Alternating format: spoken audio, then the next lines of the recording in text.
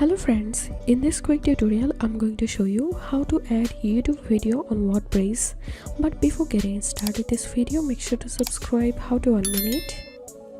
So right now I'm going to add a YouTube video in this section.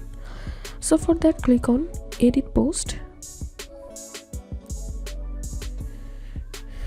and I'm opening the YouTube video which I want to add in my WordPress.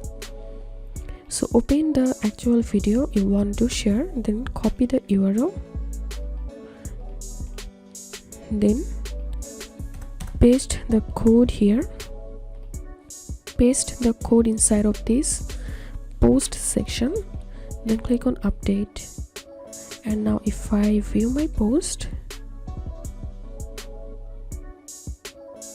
here we can see YouTube video has been added. So that's it for now. If you find this video helpful, make sure to subscribe. How to 1 minute. Thanks for watching this video.